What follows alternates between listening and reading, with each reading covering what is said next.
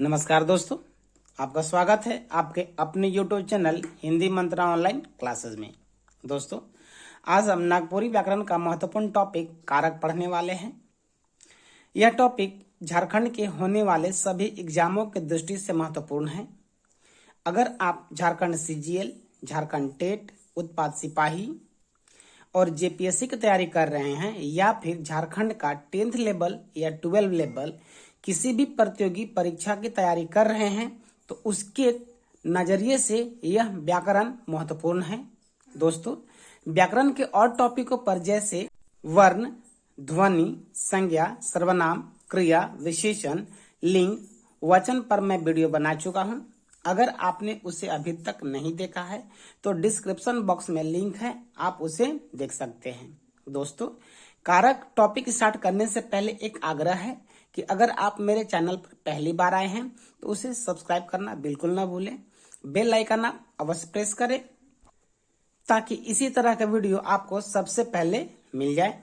आप अपने दोस्तों के साथ शेयर जरूर करें और वीडियो देखने के बाद लाइक जरूर करें। दोस्तों, चलिए शुरू करते हैं आज का टॉपिक कारक। कारक का मतलब कैसे होता है, ठीक है दोस्तों। इसके परिभाषा देखते हैं हम। तब कहता है कि कारक कर शाब्दिक अर्थ होवेला क्रिया के करेक वाला। दोस्तों, कारक का शाब्दिक अर्थ होता है जो क्रिया को करता है, जो क्रिया को करता है उसी को हम कारक कहते हैं, ठीक है। ये इसका शाब्दिक अर्थ होता है। उसका परिभाषा में देखते हैं। तब कहता है कि कारक उके कहल जाला जो कोनो वाक्य के व्यवहार करल संज्ञा चाहे सर्वनाम पद कर संबंध उ वाक्य के जो क्रिया से संबंध होएला उ के कारक कहल जाला। दोस्तों, यहाँ कह रहा है कि जिस किसी भी वाक्य में अगर संज्ञा या सर्वनाम का उपयोग किया गया है, प्रयोग किया गया है, संज्ञा और सर्वनाम का प्रयोग किया गया है, उसका संबंध अगर क्रिया से अगर हो जाता है तो उसी को हम कारक कहेंगे, ठीक है दोस्तों। कि जो क्रिया करने वाला या तो संज्ञा होगा या तो सर्वनाम होगा, तो क्रिया का संबंध इस संज्ञा और सर्वनाम से अगर होता है तो हम उसे कारक कहेंगे। उदाहरण से देखते हैं हम। कह रहा है बुधवा कुमनी से मछली मारलक। यहाँ पे देखिए, बुधवा है और मारलक, तो बुधवा आखिर मारता है मछली, ठीक है। तो मारने का संबंध किससे है? बुधवा से है। और यहाँ देखिए कुमनी से है। तो यहाँ जो से है ये इस क्रिया से इन दोनों को जोड़ रहा है, इसीलिए यहाँ पे कारक हो गया। बिरसा बाघ के मारलक, यहाँ पर भी कह रहा है मारने का बोध इस संज्ञा सर्वनाम से हो रहा है, इस संज्ञा से हो रहा है और उसको दिखाने का काम कर रहा है संबंध को के, इसीलिए यहाँ पे ये कारक हो गया, ठीक है दोस्तों।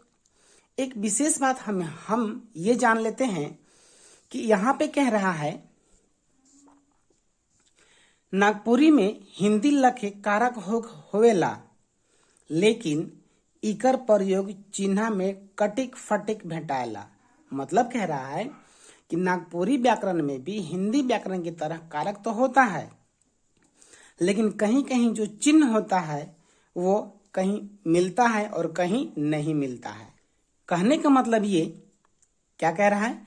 कहे के माने नागपुरी में कई धाए कारक के चिन्ह लोप हो जाला। मतलब कुछ ऐसे भी कारक होते हैं नागपुरी में जिनका जो कारक चिन्ह है वह लोप हो जाता है, मतलब गायब हो जाता है, मतलब उसका प्रयोग नहीं होता है। कर्ता और कर्म कारक में ई बगरा भेटाएला।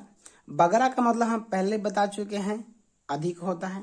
बोलते हैं कि यह जो नियम है कर्ता कारक और कर्म कारक में अधिक मिलता है, भेटाता है। कई ठो कारक कर चिन्ह बदल जाएला और कुछ ऐसे भी कारक होते हैं जिनका चिन्ह बदल जाता है, ठीक है दोस्तों। मुझे विश्वास है कि यहाँ तक आपको भली भांति समझ में आया होगा। अब हम बात कर लेते हैं कि कारक के भेद कितने होते हैं। तो दोस्तों, हिंदी व्याकरण की तरह ही नागपुरी व्याकरण में भी कारक के 8 भेद होते हैं, ठीक है दोस्तों। चलिए, पहला क्या कर रहा है? कर्ता कारक। अब हम कारक भी देख लेंगे और उसके चिन्ह का भी बात कर लेंगे, ठीक है दोस्तों। कर्ता कारक यहाँ पे शून्य लिखा हुआ है, मतलब यहाँ पे जो कर्ता कारक है उसका कोई चिन्ह नहीं होता है, लेकिन हिंदी व्याकरण में ने प्रयोग किया जाता है, लेकिन नागपुरी व्याकरण में कर्ता का कोई चिन्ह नहीं होता है। कर्म कारक का चिन्ह के होता है। करण कारक से या सै का मतलब साथ होता है। सै का मतलब साथ। फिर संप्रदान कारक लागिन, लाई, ले और के होता है। ठीक है, लागिन मतलब के लिए। आपादान ले और से होता है। ठीक है दोस्तों, यहां अलगाव का बोध होता है। दोस्तों, करण कारक में साथ का बोध होता है, लेकिन आपादान कारक में अलगाव का बोध होता है। आगे कहता है संबंध कारक। संबंध कारक में क, कर और के, यानी का, के, की जो हम लोग याद करते हैं हिंदी व्याकरण में, यहाँ पे क, कर या केर होता है। अधिकरण कारक में ए, में, ऊपरे, ये हो गया चिन्ह इसका। और संबोधन कारक जो कि अंतिम है 8वां, ए, रे, हे, हो, अरे, एजी, यह सभी कारक के चिन्ह हो गए। ठीक है दोस्तों, अब हम बारी बारी सबके परिभाषा के साथ समझते हैं कि कौन कारक का परिभाषा क्या होता है। तो सबसे पहले हम बात करते हैं कर्ता कारक की। ठीक है दोस्तों, यहां पे क्या कहता है, कोनो वाक्य में, ठीक है दोस्तों, कोनो वाक्य में संज्ञा चाहे सर्वनाम पद से काम करे कर अर्थ का बोध होवेला उके कर्ता कारक कहल जाला। मतलब किसी भी वाक्य में यदि संज्ञा या सर्वनाम का काम करने का बोध अगर हो रहा है, काम करने का अर्थ अगर समझ में आ रहा होगा, उसी को हम कर्ता कारक कहेंगे। मतलब दोस्तों, जो काम करने वाला होता है उसी को हम लोग कर्ता कारक कहते हैं। ठीक है, जैसे इसका उदाहरण देखते हैं। बोलता है मोय किताब पढ़ लो, मतलब कि मोय का मतलब कि मैं किताब पढ़ा। जतरु गज चघलक, मतलब जतरु नाम का जो लड़का है पेड़ चढ़ता है। सोहन रोटी खालक, सोहन रोटी खाता है। दोस्तों, यहाँ पे कोई कारक चिन्ह नहीं हुआ है, सिर्फ काम करने का बोध हो रहा है, इसीलिए हम इसे कर्ता कारक कहते हैं। और इसका चिन्ह शून्य होता है, मतलब कोई नहीं होता है। ठीक है दोस्तों, यहाँ पे क्या कहते हैं, एक नोट में हम एक बात जान लें। कहता है कि यहाँ हिंदी लखे ने चिन्ह कर प्रयोग नहीं होएला। दोस्तों, मैं पहले बता चुका हूं कि हिंदी व्याकरण में कर्ता कारक में ने परसर्ग का प्रयोग किया जाता है, लेकिन नागपुरी व्याकरण में कर्ता कारक में ने चिन्ह का प्रयोग नहीं होता है। ठीक है दोस्तों, अब दूसरा देखते हैं हम लोग कर्म कारक।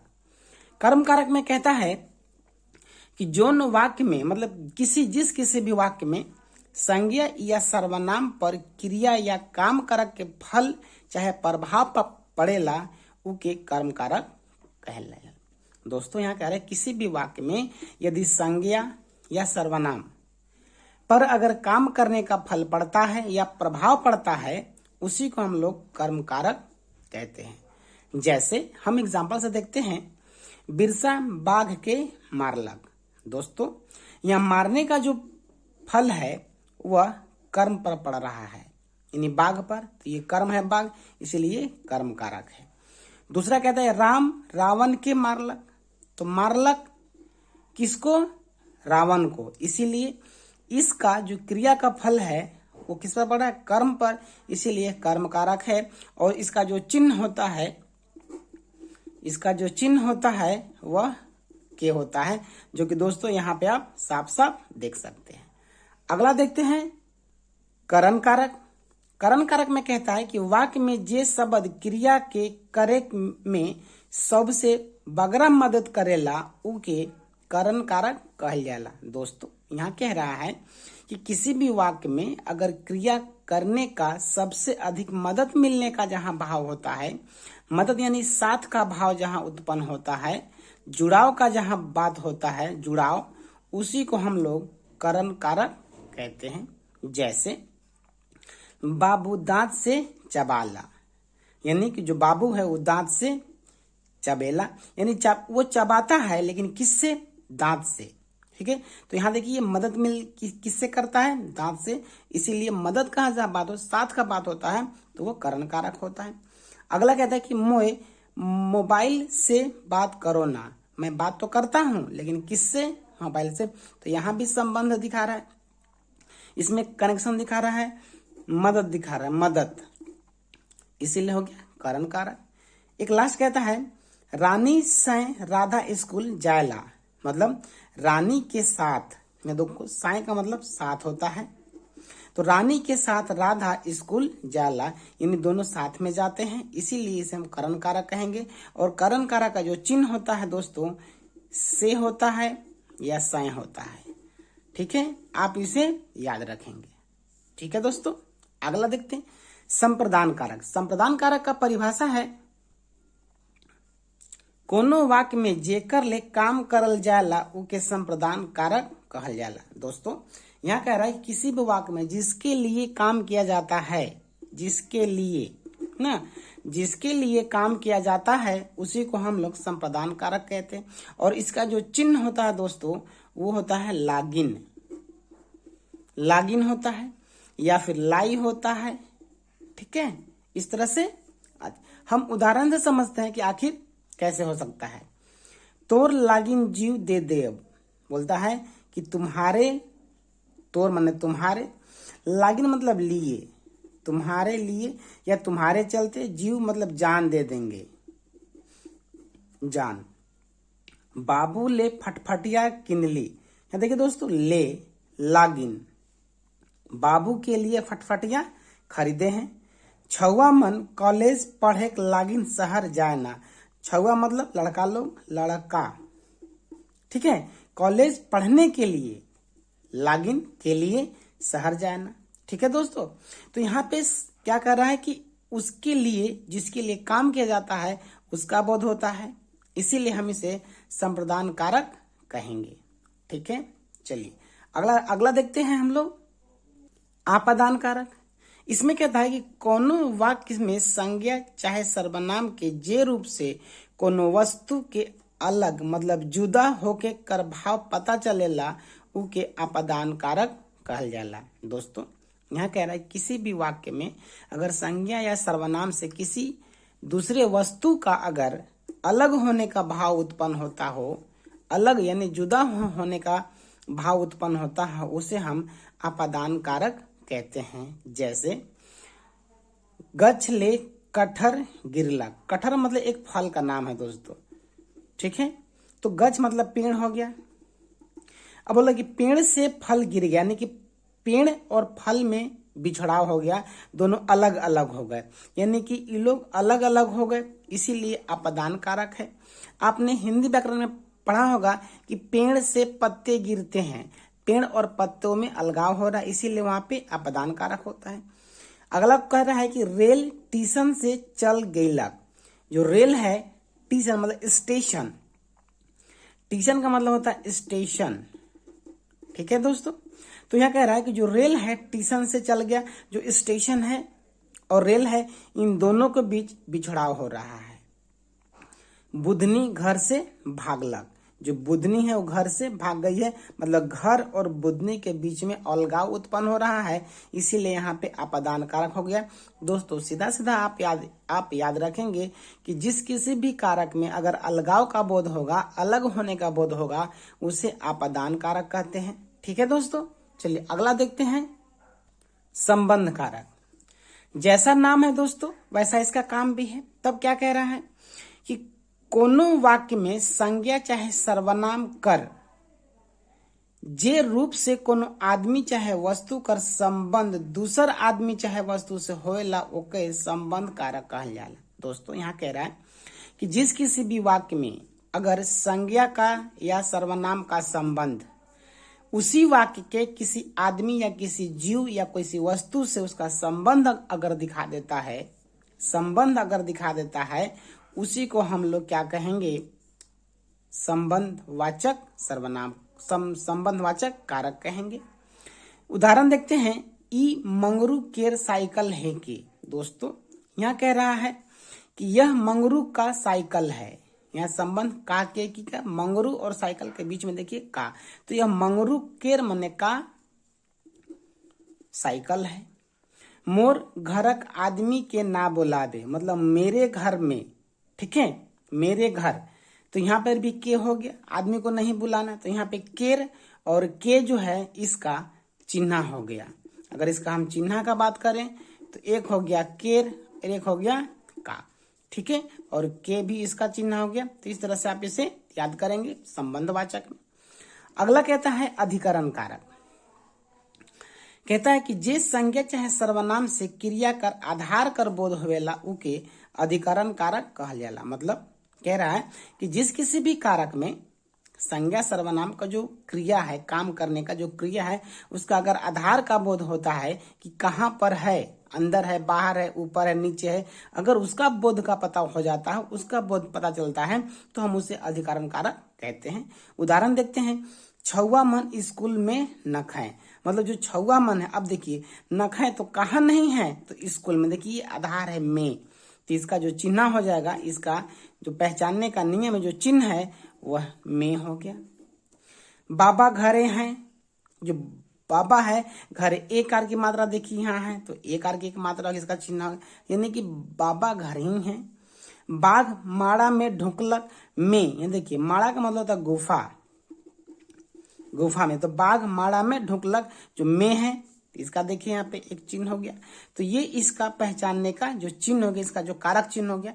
दोस्तों प्रश्न पूछ सकता है कि में किस कारक का चिन्ह है, तो आप वहां कहेंगे अधिकरण कारक। तो दोस्तों कारक और चिन्ह आप जरूर याद कर ले, ठीक है। अगला देखते हैं और लास्ट है संबोधन कारक। संबोधन कारक में बोलता है जौन शब्द से केखो संबोधन करल जाए उ के संबोधन कारक होवेला। केखो मतलब किसी का, किसी का। अगर जिस शब्द से किसी व्यक्ति का, किसी वस्तु का अगर संबोधन करते हैं, उनको बुलाने का काम या पुकारने का काम करते हैं, तब उसे संबोधन कारक कहते हैं। जैसे हे भगवान हमर रक्षा करूं, तो अब यहाँ भगवान को संबोधन कर, भगवान को बुला रहे हैं कि भगवान हमारी रक्षा कीजिए। दूसरा कहता है कि एहो ई काम कर देनी, बोलते कि किसी को बोले एहो इस काम को कर दीजिए ना। रे छुआ बदमाशी ना कर, यानी जो लड़का है, जो छुआ है, उसको हम कह रहे हैं कि बदमाशी ना करो, तो ए हो गया, ये रे हो गया। कारे ढेर सेखी हो जाए हैं, बोलते कारे किसी का संबोधन कर रहे हैं और उसको बोल रहे हैं कि ढेर सेखी हो जाइबे, मतलब ज्यादा शोक हो जा रहे हैं। दोस्तों संबोधन का तो सबसे पहला नियम हो गया कि वहां संबोधन का देगा, आप उसे पहचान लेंगे। लेकिन एक और नियम है कि उसमें विस्मयादि बोधक का साइन है। विस्मयादि बोधक का साइन अगर आपको मिल जाता है तो आप आसानी से पहचान लेंगे कि वह संबोधन कारक है। दोस्तों मुझे विश्वास है कि आपको कारक भली भांति बहुत अच्छी तरह से समझ में आया होगा। दोस्तों इसी तरह का वीडियो अगर आप चाहते हैं कि आप देखें, तो आप हमारे चैनल को सब्सक्राइब करें, लाइक करें, बेल आइकन आप अवश्य प्रेस करें, ताकि इसी तरह का वीडियो सबसे पहले आप तक पहुंच जाए। दोस्तों आप अपने दोस्तों के साथ इसे जरूर शेयर करें, ताकि वो भी इस वीडियो को देखकर लाभ उठा सके और एग्जाम में अच्छे मार्क्स ला सके। दोस्तों आप सभी का वीडियो देखने के लिए बहुत बहुत धन्यवाद।